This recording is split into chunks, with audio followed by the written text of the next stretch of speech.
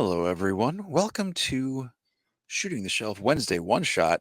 And while that might not be a Jeremy DeWitt original song, that little intro sample music, whatever that came from on my iPad, is that's a little jam. I get a little groove going for the 10 seconds that I do plays. I do like the little music there. Yeah. Yeah. Curtis, we're back with a Wednesday One Shot. What are we talking about this week? Well, first of all, I just got to say, I like when we're able to do Wednesday one shots together. That's no Two. shot against any of the great people that have joined us for the other Wednesday one shots, but it's nice Absolutely when we're not. able to do Yeah, one together. So, absolutely. um, but yeah, we've got a new Star Wars series that's out right now, Yes, we which, do. that's always kind of fun.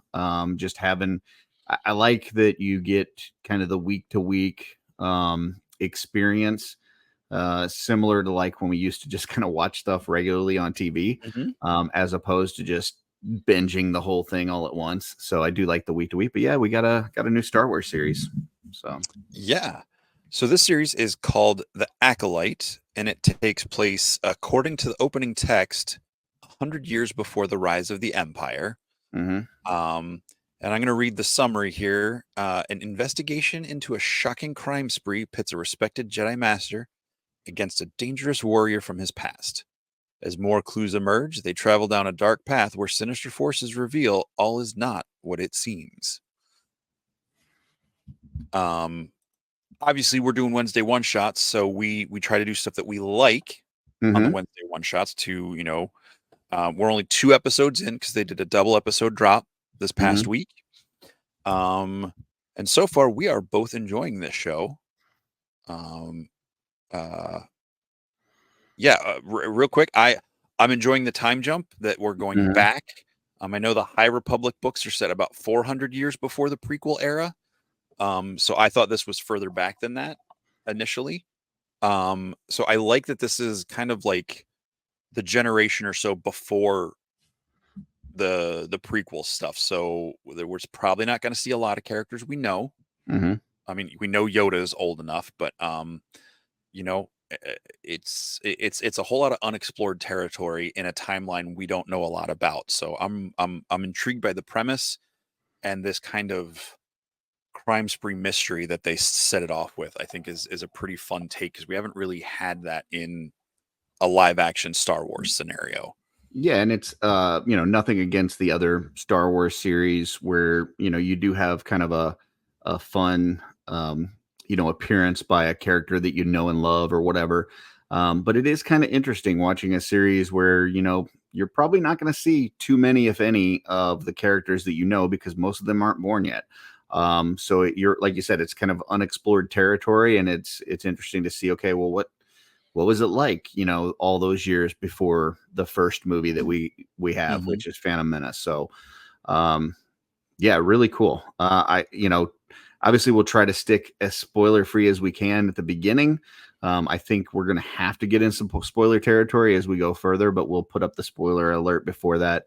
I will say just right off the bat, I think that first of all, the fighting is amazing. Like it is some of the best, not just Star Wars fighting. I think it's some of the best fight scenes I've ever seen in any media, series, movies, whatever. I think the fight scenes are just amazing.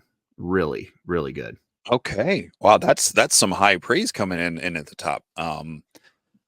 I did really enjoy it. I want to watch it again to like because usually first time through stuff, I'm just like soaking in the story and just letting it be Mhm. what it is, and then I'll go back and rewatch to try to not Mhm. pick it apart, but like really like dig into what's happening. But yeah, I'll agree. I really like the fight scenes. I think that they seem to be very story centric, and fight Mhm. scenes are cool. And as much as I love that the was it the Duel of the Heroes or the whatever they call it, the Battle of Heroes and Revenge of the Mhm. Sith, that is a long ass fight between Anakin and Obi-Wan, Well, and yeah, and I mean in most of Star Wars, when we've seen people fighting, it's either lightsabers or blasters. And I will say, I don't think this is kind of a spoiler. It's just a fact of the show that there is a lot of martial arts in this series. mhm, So it's more hand to hand combat than it is just straight up, lightsaber duels and that kind of thing. Mhm. And it's nothing against lightsaber duels; those can be Right. fun as well. But I think it's interesting in this much earlier time to see, okay, well, maybe they didn't rely on their lightsaber as much. Maybe there was more of this kind of hand to hand combat kind of thing, and they do it really well. It's just done in a Yeah. great. And not only that, but they're telling a very interesting story. Like the characters are interesting. There is a little bit of kind of intrigue and mystery because some people in this series have relationships that have already been formed that we didn't see. We didn't see those Mhm. relationships formed. We didn't see the things that have happened in the past. And so we're kind of uncovering what things have happened in the past that have led to where we're at today. So there's a little bit of kind of a, I wouldn't say really mystery, but it's you're definitely finding out some information about the past as you go, and it helps to make it a clearer picture of kind of what's going on today. And I'm enjoying that part of it. I I totally agree with you. I really like the story and that the fights, like you're saying, with being a lot more hand to hand. I mean, there are definitely lightsabers, Hmm. but the way they're getting into it, it's almost like they kind of teased a little bit of this, I think, in Ahsoka when we see Ezra fighting without a lightsaber. Like he Hmm. doesn't even have a lightsaber when we see Ezra in Ahsoka. Spoiler alert: if you haven't watched Ahsoka yet, I feel like that's been out long enough. We can drop some of those. Did not mean to spoil it if you haven't seen it, but um, it was kind of a little nod. Maybe he's trying to follow some older Jedi way. Maybe Hmm. he's studying and practicing. But I just thought that was fun. And like the fights are very story based. It's very much about who the characters are, not just showing cool fight scenarios. Like I feel like the fights are telling us a lot about the characters, which feels like very um kind of like the fights in Blue Eye Samurai, which I know is animated, but like it Hmm. feels like that, or other kind of like martial arts, Chinese, Japanese martial arts stories where your fighting style explains about who your character, like that's as much who the character is as whether they drink alcohol or not, or whether they indulge in the, like I think that's really cool. Yeah, I think that this series I mean, obviously we're only 2 episodes in. There's a lot to go. But I think this series is going to deal with a lot more gray than maybe what we're used to in Star Mhm, Wars. I think in Star Wars we're typically used to, black and white. Like these people are good, these people are bad. And I think that we're getting into some territory where it's like, maybe some of the people that you would think would be good haven't done all great things. mhm, And maybe some of the people that you would normally think are bad have legitimate reasons on why they are doing the things that they're doing. So mhm. I think we're going to deal with a lot more gray in this series, and it's setting up for an interesting story for sure. Yeah, I totally agree, and that concept about not, I don't think we're saying gray like gray Jedi, because I'm pretty sure that's a whole other thing, and I'm not trying to pick I don't fights. even know what that is. So I just There's mean a like we'll black and we'll white as general as compared yes, to gray. lowercase gray, Yeah. gray area of things. I agree. I think it's one of those things where it's one of those stories that I like when there's villains that are like clearly villains and they're bad, and you have the heroes that are good. But Hmm. we've had so much of that in Star Wars. Even, we get Hmm. some conflicting emotions from characters, but like this feels a lot more like maybe uh, things aren't what we seem, and this is like a lead up to the fall of the Jedi, because that's what the whole prequel trilogy is about, the Hmm. fall of the Jedi. They're standing in the galaxy, um, and that didn't just happen in that time span of that trilogy. So Yeah. I like my heroes to be good, but if you're going to tell me a good story of how they fell because they were so confident, they were so unchallenged and unchecked, I can get on board with that storytelling. Awesome. I think in order to go further at this point, though, we kind of have to get into spoilers. So if you Hmm. haven't checked out the first 2 episodes yet, go back and check that out. Come back. We're gonna hit the spoiler sign up. Once we do that, it's fair game for the first 2 episodes at least. So if you watch past the spoilers, just know we're gonna kind of get into that. But yeah, we definitely encourage you to watch those first two and come back and check out the rest. So here we Before we get into go. spoilers, real Okay. quick though, Yep. call. I just wanted to give a shout out to the cast. I think we can just talk about the cast before we get into Okay, spoilers. sure. So you got Amanda Amandla Steenberg, who I'd only seen previously as Rue in the Hunger Game movie. Okay. Um, Daphne Keane, which for comic book fans, you know her from Logan. She was Laura X-23 in Logan. Jodie Turner Smith, Lee Jung Jae, Charlie Barnett, Rebecca Henderson, Junis Sutamo. I don't know how to say his name. He was the actor who replaced Peter Mayhew as Chewbacca in the sequels. What I would say is that with the exception of one character, I did not recognize any of the actors or actresses. I'm sure you're after you start saying, oh well, this guy was in this or this lady was in this, then I'm like, Sure. oh yeah, okay, whatever. But it wasn't like they cast people that you've seen in a million other things to where Mm-hmm. you're able, I think, to be enveloped more in the story really quickly because you don't know who these people are. Um, or they're not immediately recognizable. Like even the character that you're talking about, that was in Logan, she's Mm-hmm. fully decked out in makeup and as an alien and stuff. Like you Yep. don't know that that's who that is. Mm-hmm. So I think that's one thing they did really well in this series was cast a bunch of people that you maybe don't immediately recognize as other characters, and it allows you to immediately be thrown into this world. So Yeah. So with that, let's jump into spoilers. here we go. Spoilers. All right. So, I mean, the biggest one is obviously that these uh, you have this fight scene at the beginning with I don't even remember the character's name, but it's Trinity, you know, and she's a Sure. badass. Like Mm-hmm. I tell you what, I don't know how old she is at this point, but man, she threw down. Like that fight scene was awesome. Um, I was really shocked to see that character leave the series that quickly. Like I thought that was going to be one of the main characters of the series, and it's like whatever, 15 minutes in, and she's done. Um, and then the big spoiler is that the person that kills her, you're like, okay, well we know that's this person, and you start going into this story and seeing that person, only to find out that it's a set of sisters that are twins, and the one that is being accused of this murder is not really the one that did, and there's another one out there that was thought to be dead, and she's not dead, and Mm-hmm. she is mad.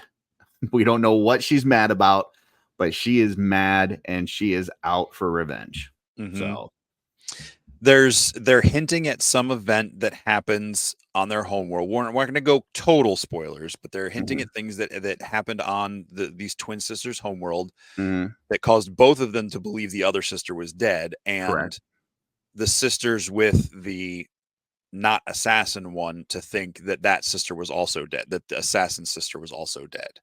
And And I not only believe that, but that she caused whatever that, the yeah, she problem was was. the cause of Yes. the problem.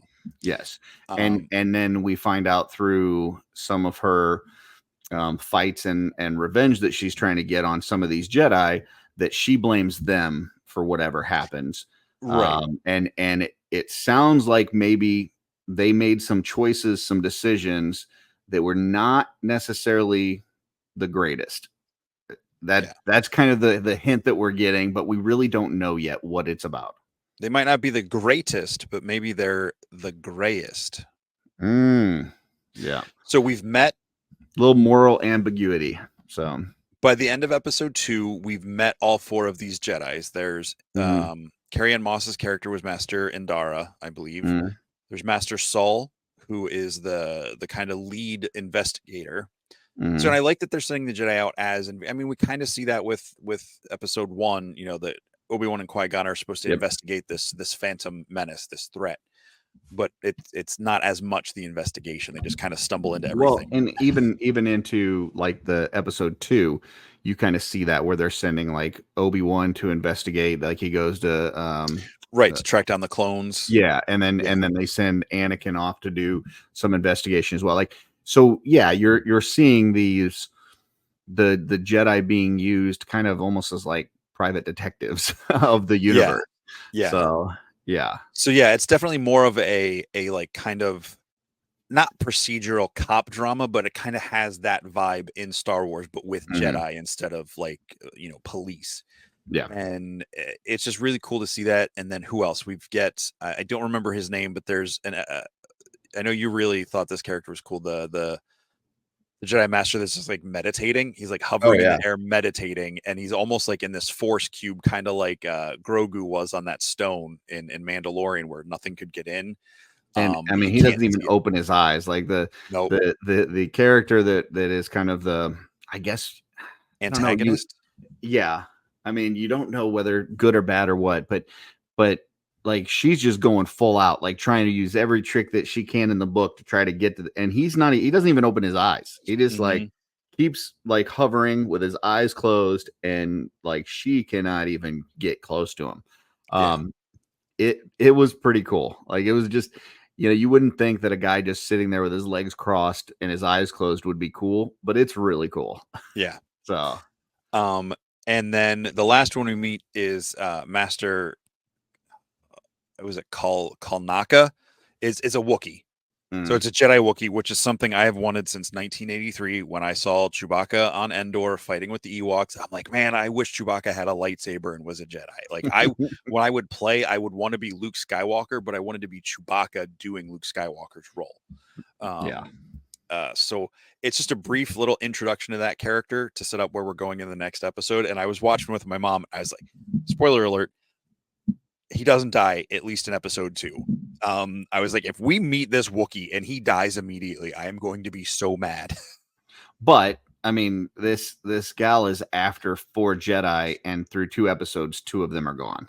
So Yes. she's already halfway to her goal Yeah. and doing pretty well.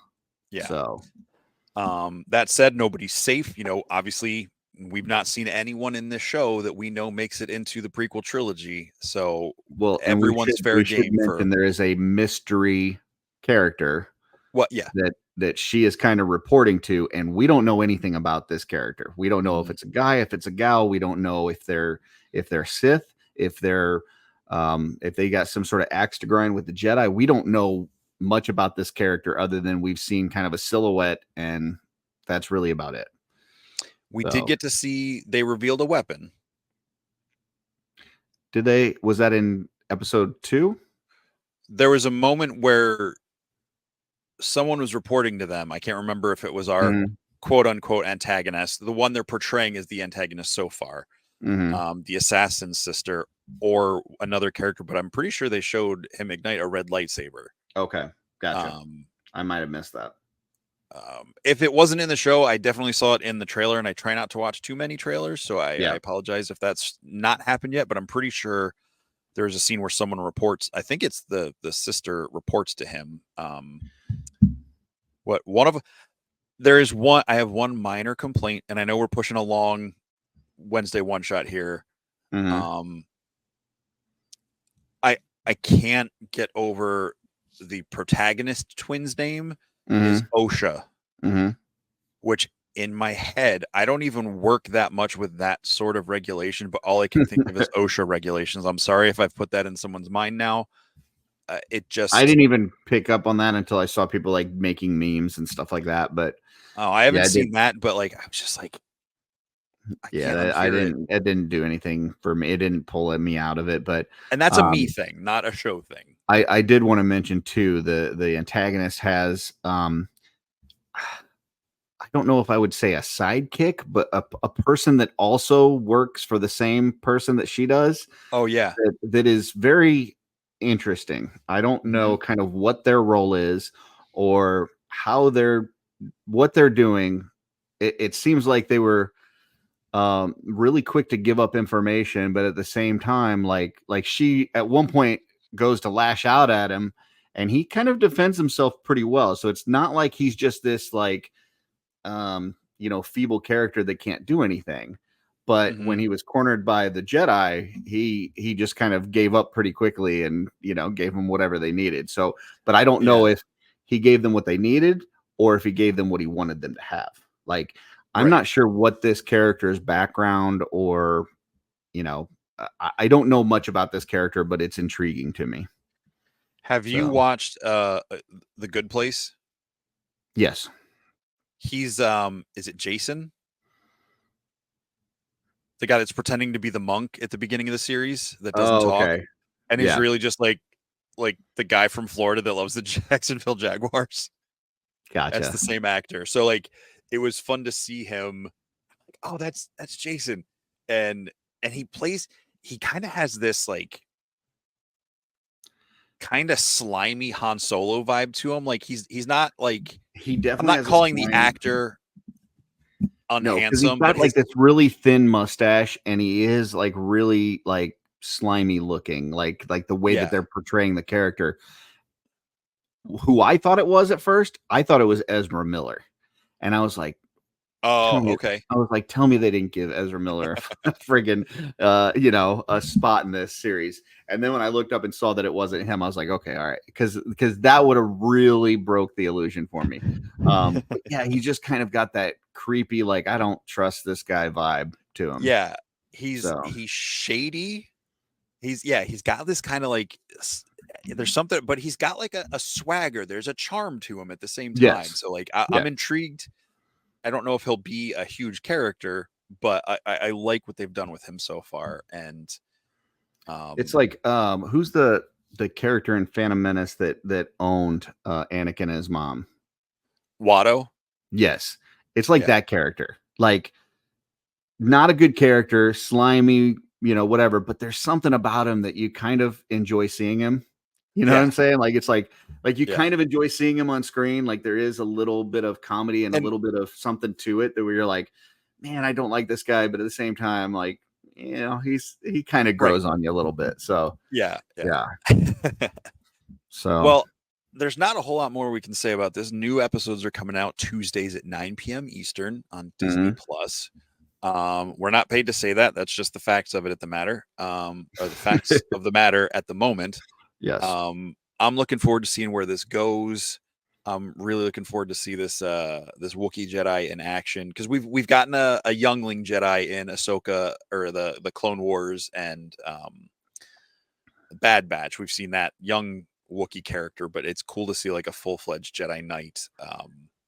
I do want to address one thing, and I probably should have done it Sure. before the whole spoiler thing so that everybody could have heard this. But, um, I've seen some stuff online about people feeling like certain agendas are being pushed in this series or shoved down their throats, this and that. I have not seen a hint of that. Like I'm pretty open minded when it comes to this stuff, and if I feel like they're trying to force something in there that ruins the illusion of the story, like I'll say it. I didn't feel any of that. I just feel like they're telling a good story. The actors are doing a good job of creating these characters and showing you who they are, and the fight scenes are amazing. It's just an enjoyable series. So I just want to, for anybody that may have heard negativity or stuff about this, don't let that stop you from watching this because it is through 2 episodes. It's really good, and I'm not feeling like anything is being shoved at me that doesn't make it a good series. So Hmm. And I do want to add this. I meant to say this earlier. Amandla Steenberg, the young the actress playing the twins. So she's mhm. playing both twins. It's not Which two she's doing an people. amazing job. Her ability, it's like watching Christopher Reeves playing Clark Kent in Superman. There's her body, she holds her body differently depending on which character. Now, you don't pick up on it right away, but once they Mm. reveal that in the first episode, you kind of start seeing it. But like she just the way her eyes are, I'm sure some of it's the makeup and the costume I know really helps act, but she is doing a great job in just like these subtle little shifts of completely making me believe it's a different character and not Well, just putting on a what disguise. what's so great about it too is like she plays this character one way and she plays this character a completely different way. But then at one point she plays this character imitating that character. Yep. And it's like it's perfect. It's like the perfect like what you would expect this person to think that this person would act like. Hmm. It's not like she changes to the other personality, but yeah, it is just really well done. So it's almost like she's playing three different roles Yeah. in there, and all three are perfect. So And like we said, the sister, they both think the other sister is dead. Like they don't know, and it's been at least what was it, 10 years or yeah, 8 years something since like that. whatever this incident was that's triggered the antagonist version. I believe her name is May. After these Jedi, so it's been 8 to 10 years. So they don't know how the other one's acting anymore because they were Mhm. children. So it's really fun. Props to everybody. I think the costumes are great, sets are great, and yeah, I can't wait for the next episode. Yeah. So check it out. It's a lot of fun, and let us know in the comments what you think through 2 episodes. So There you go. All right, and we'll be back soon with some more Wednesday one shots. We got some rats coming up, and always check us on Sunday night on Shooting the Shelf at 8 Eastern. absolutely. Until next time. We still don't have a line to close out the show. What's on your Wednesday?